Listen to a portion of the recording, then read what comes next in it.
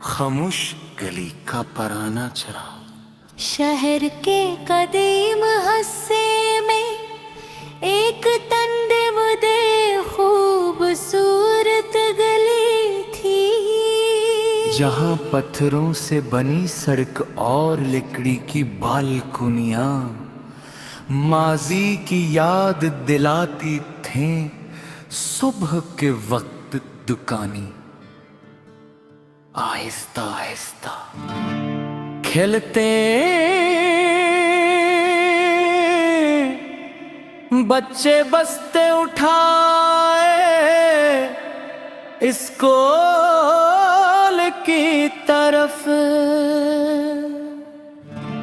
जाते और चाय थी खुशबू पूरे पहले जाती। शाम होते ही गली पर एक अजीब सी खामोशी इतराती, जैसे खुद चंद लम्हों के लिए रुक गया हो। अस्सी गली के मोड़ पर एक पुराना लोहे का चिराग नस्ब का। लोग कहते थे कि ये चिराग कई नस्लों से वहाँ खड़ा है। उसके नीचे एक छोटी सी दुकान थी जहाँ बाबा नासर रहते थे। वो पीछे के लिहाज से चिरागों की मरम्मत करते थे, मगर हकीकत में वो लोगों के दिलों में उम्मीद की रोशनी जगाते थे। हर शाम वो अपने हाथों से इस पुराने चिराग को साफ करते, इसमें तेल डालते और सूरज डूबते ही इसे रोशन कर देते। एक दिन में भी इस गली से गुजरा, हवा में बारिश के बाद की मिट्टी की खुशबू थी और आसमान पर बादला हंसता हंसता तीर एक रूह। मैंने बाबा नासिर को सलाम किया। उन्होंने मुस्कुरा कर जवाब दिया और अपनी दुकान के बाहर रखी लकड़ी की कुर्सी पर बैठने का इशारा किया। मैंने पूछा,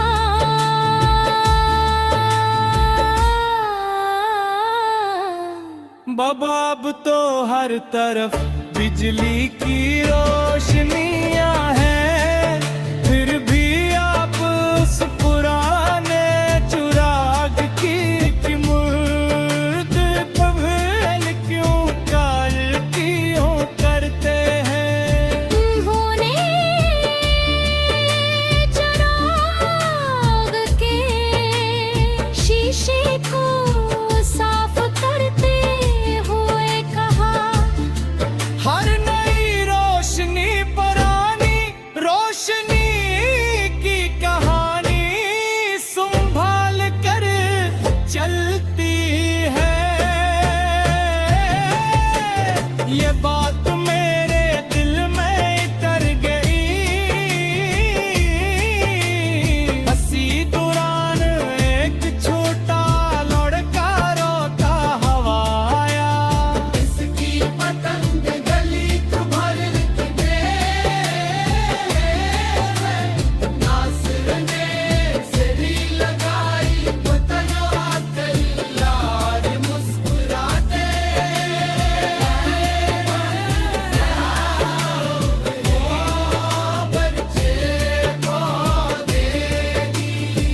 बच्चे ने खुशी से कहा, बाबा आपने मेरा दिन बना दिया।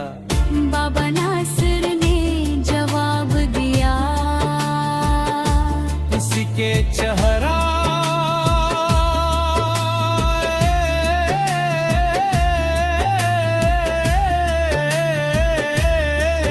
पर मुस्कुराहट ला न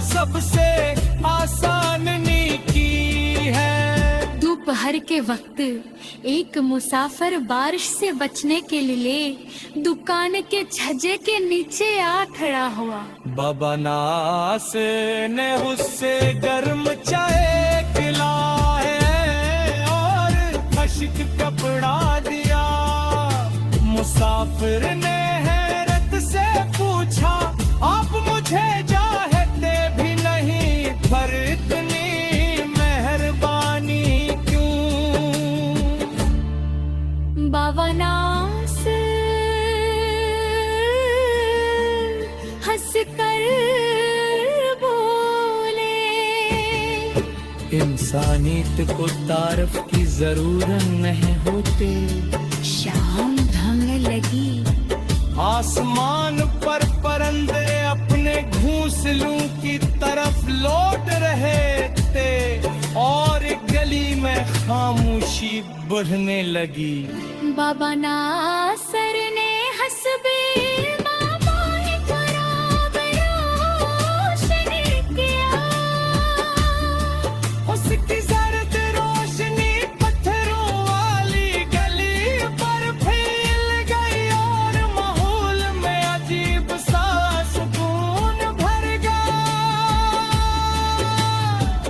मैंने पूछा, अगर कोई इस चिराग को देखने न आए तो?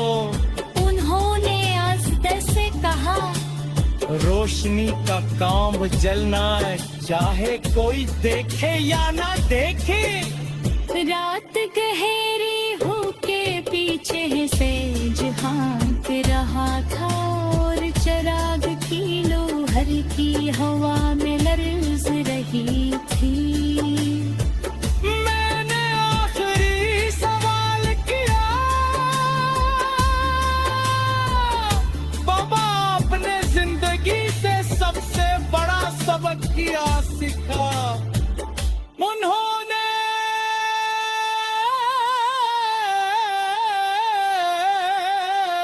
चिराग की तरफ देखते हुए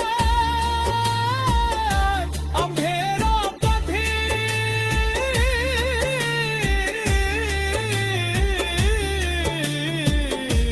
रोशनी से नहीं जीता। बस एक छोटा सा चिराग काफी